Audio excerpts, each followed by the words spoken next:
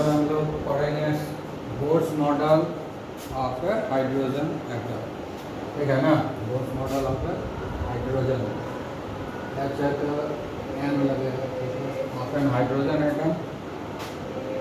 अब hydrogen atom के लिए ही क्यों नहीं, क्योंकि बोर ने जो मॉडल दिया वो हाइड्रोजन के ऊपर 100% अप्लीकेबल है, लेकिन बाकी एटम के ऊपर 100% अप्लीकेबल नहीं है। शुरू में दिए तो सब लोग अप्लाई करते थे, लेकिन डिफ़िकल्टी आया तो बाद में इसमें भी इम्प्रूवमेंट होगा। बोर्स मॉडल भी एक्सक्लूसिव नहीं है, समझ गए ना, इसमें भी डिमेरिट्स है, इसको इम्प्रूव किया है। बोर्स मॉडल किसको इम्प्रूव किया? रदरफोर्ड, ठीक है। ये जो बोर्स मॉडल आया कब है? 1913 में। कब आया ये? 1913 में। और ये किसको किसको यूज किया है? प्लांक्स क्वांटम थ्योरी, ठीक है। और ये किसको यूज किया है? प्लांक्स क्वांटम थ्योरी, ठीक है ना। Quantum theory of radiation, quantum theory of radiation को कंसीडर करके ये मॉडल बनाया। किसको कंसीडर किया है? Quantum theory of, Planck scientist का नाम हो, प्लांक्स ने थ्योरी दिया, तो उस थ्योरी को कंसीडर करते हुए इस बोर्स मॉडल को वो तैयार किया। तो सबसे पहला चीज़ क्या बताया थे? उन्होंने कहा कि रदरफोर्ड ने जो कहा कि electron revolve around the nucleus, वो सही है, लेकिन अराउंड द न्यूक्लियस जो है वो एक सर्कुलर पाथ में सेलेक्टेड, मतलब कोई भी इलेक्ट्रॉन किसी भी सर्कुलर पाथ में नहीं जा सकता है। हर इलेक्ट्रॉन के लिए जो है सेपरेट सर्कुलर पाथ है ना। सबके लिए सारे इलेक्ट्रॉन को डिवाइड किया हुआ है कि कौन सा इलेक्ट्रॉन किस सर्कुलर पाथ पर रहेगा, और यह सर्कुलर पाथ फिक्स्ड पाथ है। और ये जो फिक्स्ड पाथ है उसका अपना एनर्जी है, और उसी के कॉरस्पॉन्डिंग उस इलेक्ट्रॉन का भी एनर्जी है। तो जिस इलेक्ट्रॉन का एनर्जी जिस ऑर्बिट के कंपैरेबल होता है ना, उसी में वो रखता है, समझ गए। मतलब क्या हो गया? इलेक्ट्रॉन का भी एनर्जी उतना ही होगा जितना कि उस ऑर्बिट का एनर्जी है। इसलिए ऑर्बिट को हम लोग एनर्जी लेवल भी बोलते हैं। ऑर्बिट को हम लोग क्या बोलते हैं? एनर्जी लेवल, एनर्जी सेल और ऑर्बिट, ठीक है ना। ऑर्बिट्स बोलेंगे, सर्कुलर पाथ का नाम दिया गया ऑर्बिट, है ना। एक्चुअली सर्कुलर पाथ होता भी नहीं, इलेक्ट्रिकल है, हाँ, कोई फिक्स सर्कुलर पाथ भी नहीं है, पूरा सर्कुलर नहीं है। ये आगे जाके पढ़ोगे, ये एकदम सर्कुलर नहीं होता है, ये पूरी तरह से फिक्स भी नहीं होता, लेकिन बोर ने बताया फिक्स है, समझ गए ना। तो बोर क्या बताया कि एक फिक्स्ड पाथ होता है, और हर इलेक्ट्रॉन के लिए फिक्स्ड पाथ जो है अलग अलग होता है। हर इलेक्ट्रॉन के लिए फिक्स्ड पाथ इंडिविजुअल होता है, उस किसी भी सर्कुलर पाथ में वो घूम नहीं सकता है। जिससे उसका एनर्जी मैच करता है उसी में वो घूमते हैं, समझ गए। इसीलिए दिया हुआ है electron revolves around the nucleus in a certain selected fixed circular. क्या लिखाया गया है? Electron revolves around the nucleus in a certain, ठीक है ना। क्या ये सर्टेन? सर्टेन मतलब क्या हो गया? फिक्स कर दिया गया कि उसी में घूमेगा। Certain selected fixed circular path, मतलब इलेक्ट्रॉन किसी भी सर्कुलर पाथ में नहीं घूम सकता है, उसके लिए जो सेलेक्ट किया गया है, वो जो सेलेक्ट किया है उसी में घूम सकता है। सारे इलेक्ट्रॉन चाहेगा कि हम इस ऑर्बिट में घूमें, अब मन भर गया तो दूसरे में बोर हो गया तब चलो तीसरे में घूमेंगे, वैसा नहीं होगा, है ना। बोर होते रहो लेकिन वहीं रहना, जिसका जो घर बन गया उसी घर में रहना हो, ना कि आज इसके घर में परसों उसके घर में, परसों उसके घर में, चलो अब इस घर से मन भर गया है, अब मेरा घर जो है छोटा पड़ गया, चलो हम मॉर्निंग घर में चले गए, वहाँ मन भरा टाटा के यहाँ चले गए, वैसा नहीं चलेगा, हैं। वहाँ भी मन भरा तो चल गए बिल गेट्स के यहाँ, ठीक है, वैसा नहीं चलेगा। जिसका जो घर है वहीं रहना पड़ेगा, ठीक है कि नहीं। तो इसीलिए इलेक्ट्रॉन भी को भी वहीं रहना पड़ेगा, certain selected fixed circular path में ही चलना पड़ेगा। तो हर इलेक्ट्रॉन के लिए सेलेक्टेड क्या हुआ, हर इलेक्ट्रॉन के लिए सर्कुलर पाथ जो है सेलेक्ट किया हुआ है, उस सर्कुलर पाथ को नाम दिया गया ऑर्बिट। दूसरा नाम है एनर्जी सेल। ऑर्बिट इसलिए दिया गया क्योंकि जैसे सन और अर्थ का चलता है उसी तरह का ना रिश्ता यहाँ पर है। तो सन के चारों तरफ जो पाथ पे घूमते हैं उसको क्या बोलते हैं, ऑर्बिट बोलते हैं ना, इसलिए यहाँ भी नाम दे दिया गया ऑर्बिट। ठीक है, लेकिन इसके बाद ये भी पता चला कि ये जो ऑर्बिट है इसके साथ ये फिक्स्ड एनर्जी है उसका। जो ऑर्बिट है सर्कुलर पाथ उससे एनर्जी एसोसिएटेड है, वो एनर्जी से फॉर्मेशन हुआ है। ठीक है ना, इसलिए उसको एनर्जी सेल भी कहा गया। ठीक है, ये सेल और अपना सेल में अंतर है। ये SH डबल है, हम लोग के पास CE डबल है। समझ गया ना? ये सेल हो गया जेल, जेल है ना, इसी में रहना है। जेल हो गया, उससे बाहर नहीं निकलना है, जब तक कि निकालेंगे तब तक वहीं रहना है, जब तक जमानत नहीं मिलेगा उसी में रहना है, इसीलिए सेल देते हैं। समझ गया? उसके बाद एनर्जी लेवल इसलिए दिया गया कि उससे एनर्जी जुड़ा हुआ है, जितना एनर्जी रहता है इसका उतना एनर्जी इलेक्ट्रॉन का भी होता है। समझ में आ गया? क्लियर हुआ?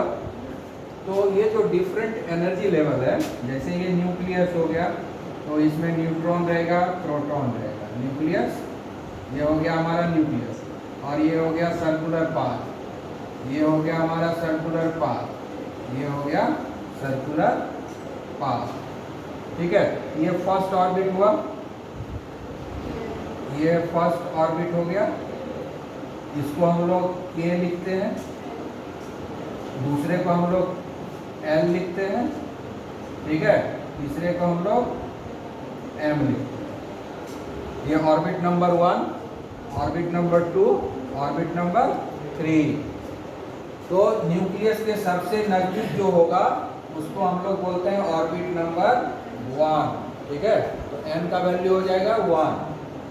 ठीक है, फर्स्ट ऑर्बिट, और इसका नाम दिया गया है K। ठीक है, n इक्वल टू 2, मतलब n क्या हुआ, ऑर्बिट को रिप्रेजेंट कर रहा है। n किसको रिप्रेजेंट कर रहा है, ऑर्बिट को। ठीक है, अगर n का वैल्यू 2 हो गया तो ये सेकेंड ऑर्बिट, तो उसके लिए सेकेंड ऑर्बिट का नेम हो गया L। अगर ऑर्बिट नंबर 3 है, यानी जैसे जैसे दूरी बढ़ता गया न्यूक्लियस से, ये हो गया ऑर्बिट नंबर 1, ये हुआ ऑर्बिट नंबर 2, और ये हुआ ऑर्बिट नंबर 3। ठीक है, तो जैसे जैसे डिस्टेंस बढ़ता जा रहा है ऑर्बिट का नंबर बढ़ता जा रहा है। ठीक है ना? First orbit K, second orbit L, third orbit M। ठीक है, K L M N O P। ठीक है, ये इस ऑर्बिट का नाम क्या होगा, K L M हो गया, N इक्वल टू 4 हो गया, उस ऑर्बिट का नाम क्या हो गया, M N। उसके बाद फिर अगर ऑर्बिट नंबर 5 आया तो इसका नाम क्या हो जाएगा, O। ठीक है, ऑर्बिट नंबर 6 हो गया, P हो गया। ठीक है, फिर ऑर्बिट नंबर 7 हो गया तो Q। ठीक है ना, ऑर्बिट नंबर Q। अभी तक हमारे पास इतने ही ऑर्बिट का जरूरत होता है। ठीक है, इसलिए अभी आगे का बात नहीं करेंगे, क्योंकि जितना भी एलिमेंट अभी तक डिस्कवर हुआ है सारे का इलेक्ट्रॉनिक कॉन्फ़िगरेशन 7 ऑर्बिट में कंप्लीट हो जाता है। अभी तक 8वां ऑर्बिट का हमको ज़रूरत पड़ा नहीं है। हो सकता है फ्यूचर में कोई आया एलिमेंट को 8वां ऑर्बिट का ज़रूरत पड़ेगा। ठीक है, अभी तक 7 ऑर्बिट तक में ही सारा जितना भी दुनिया में एलिमेंट है सब 7 ऑर्बिट तक में ही कंप्लीट हो रहा है। ऐसे हम लोग मान के चलें कि इन्फिनिटी तक जाएगा। ठीक है ना, आया बात समझ में? हाँ, तो ये समझ में आ गया। फर्स्ट ऑर्बिट से लेकर के हम लोग 7 ऑर्बिट तक डिस्कस किए। ठीक है, और सबका नाम हो गया।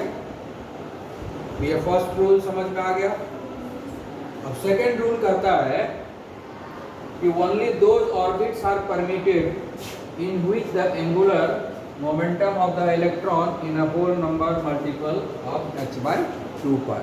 क्या कहता है कि किसी भी एटम में जितना मन उतना ऑर्बिट नहीं हो सकता। ठीक है ना, सारे एटम में नंबर ऑफ ऑर्बिट फिक्स है। ठीक है ना, किसी में कम है किसी में ज़्यादा है। ठीक है, तो कैसे डिसाइड करेंगे कितना ऑर्बिट हो और कि कौन सा ऑर्बिट किस इलेक्ट्रॉन के लिए होगा, कौन कौन सा ऑर्बिट परमिसिबल है, ठीक है।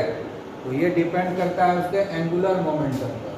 एंगुलर मोमेंटम क्या होता है, मोमेंटम क्या होता है, जब कोई ये सीधा चलता है तो इसमें एंगुलर मोमेंटम है।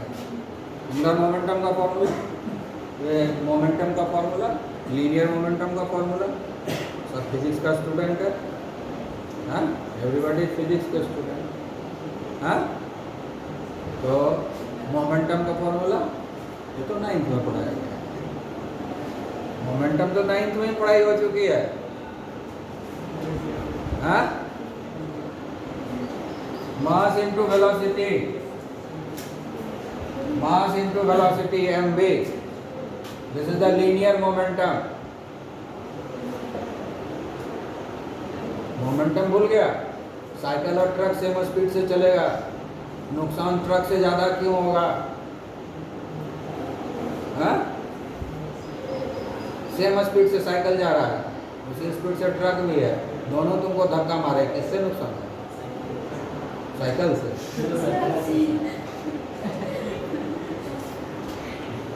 दोनों का स्पीड सेम है, हाँ? समझ गया कि नहीं, स्पीड दोनों का सेम है, लेकिन ट्रक जो है ज़्यादा नुकसान पहुंचाएगा ना, हाँ, डैमेज ज़्यादा करेगा ना, साइकिल डैमेज उतना नहीं कर पाएगा। ऐसा क्यों, जबकि स्पीड दोनों का सेम है, मोमेंटम ज़्यादा है, मोमेंटम ज़्यादा है। मोमेंटम किसका ज़्यादा है, ट्रक का, ट्रक का मोमेंटम ज़्यादा है, समझ गए, इसीलिए वो नुकसान ज़्यादा पहुंचाएगा। मोमेंटम क्यों ज़्यादा है, क्योंकि उसका मास ज़्यादा है, वेलोसिटी तो सेम है। आई बात समझ में। जब दौड़ते दौड़ते दौड़ रहे और बोलेंगे अचानक रुक जाओ, नहीं रुक पाओगे, हाँ? दौड़ रहा स्पीड से पूरा और रुको, वहीं पर नहीं रुक सकते, क्यों, आगे कैसे चलेगा, ड्यू टू मोमेंटम। ऑर्गन क्या है, ड्यू टू मोमेंटम, तुम आगे जाओगे, समझ गया, हाँ? कैच लेने जाते हो, क्रिकेट खेलता है ना, कैच लेने जाते हो तो ऐसे पकड़ लेते हो, हाथ पे बॉल गिर जाता है ना, और हाथ भी टूट सकता है, इसको हम पीछे खेलते हैं, क्यों करते हैं, सोचा है कभी,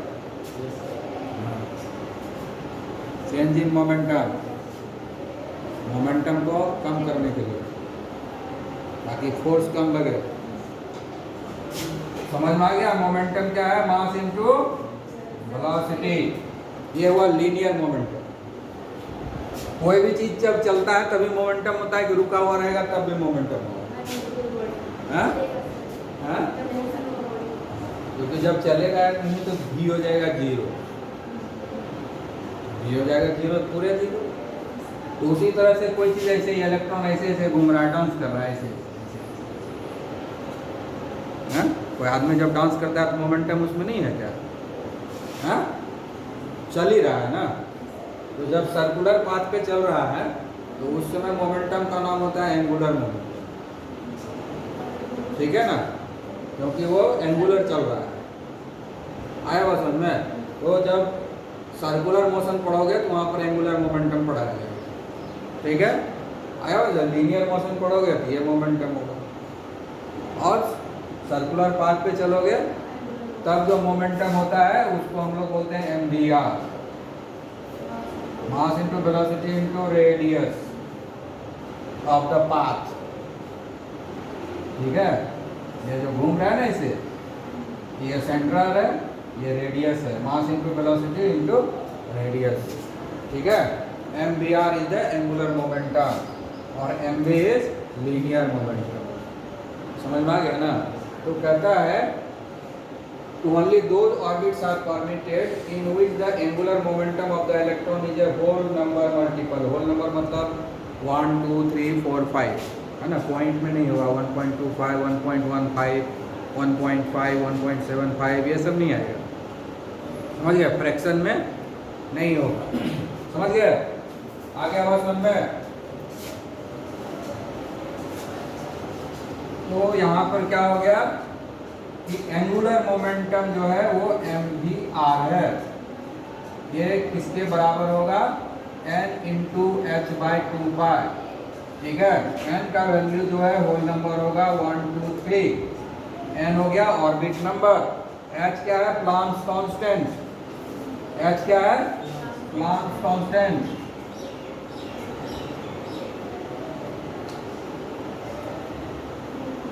ठीक है ना, प्लांक्स कांस्टेंट है। आगे बस सुन रहे हैं। तो एंगुलर मोमेंटम क्या होता है? n इंटू एच बाई 2 पाई के बराबर। h भी कांस्टेंट है, 2 भी कांस्टेंट है और पाई भी कांस्टेंट है। पाई का भी वैल्यू फिक्स है, 2 तो फिक्स है ही, h का भी वैल्यू फिक्स है। ये दोनों कांस्टेंट हो गया ना, ये पूरा टर्म ही कांस्टेंट हो गया। तो बदलेगा कौन? ये नहीं, हमेशा यही बदलेगा। एंगुलर मोमेंटम बदलेगा तो ये बदल जाएगा। हाँ, तो कहता है कि n का वैल्यू हमेशा होल नंबर में आएगा। इलेक्ट्रॉन का जो एंगुलर मोमेंटम है, ये एंगुलर मोमेंटम हो गया इलेक्ट्रॉन का। कहता है इलेक्ट्रॉन का जो एंगुलर मोमेंटम है वो हमेशा h बाई 2 पाई का होल नंबर मल्टीपल होना चाहिए। मतलब n का वैल्यू हमेशा 1 2 3 4 5 कुछ भी हो सकता है। ठीक है, होल नंबर में रहेगा, फ्रैक्शन में नहीं होगा। और ये n क्या रिप्रेजेंट कर रहा है? ऑर्बिट। तो हम इस रिलेशन से कौन सा इलेक्ट्रॉन किस ऑर्बिट में रहेगा पता कर सकते हैं। एंगुलर मोमेंटम निकाल लेंगे, उसके बाद उस एंगुलर मोमेंटम को n इंटू एच बाई 2 पाई के बराबर कर देंगे। h बाई 2 पाई इधर डिवाइड हो जाएगा और n का वैल्यू निकल जाएगा। n का वैल्यू जो आएगा उसी ऑर्बिट में वो इलेक्ट्रॉन रहेगा। तो कोई इलेक्ट्रॉन किस ऑर्बिट में रहेगा ये हम कैसे पता करेंगे? एंगुलर मोमेंटम से।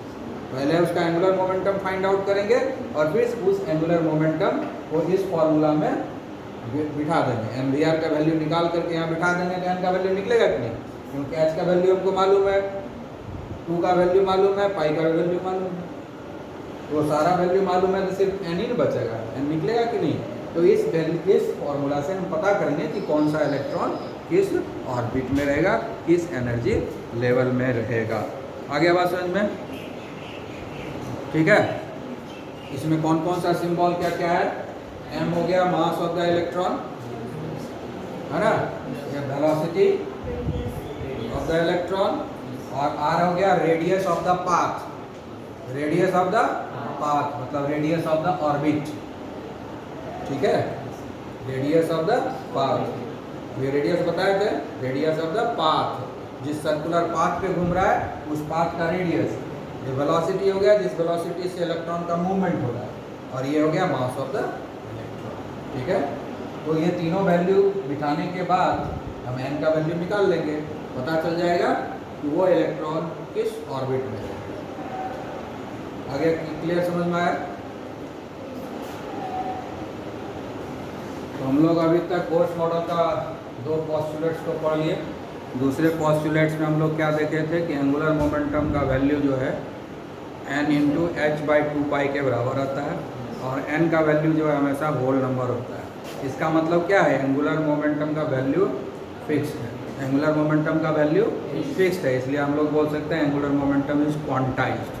किसी चीज़ का वैल्यू जब फिक्स रहता है तो उसको हम लोग बोलते हैं कि वो क्वांटाइज्ड है, उसका क्वांटाइजेशन कर दिया गया है।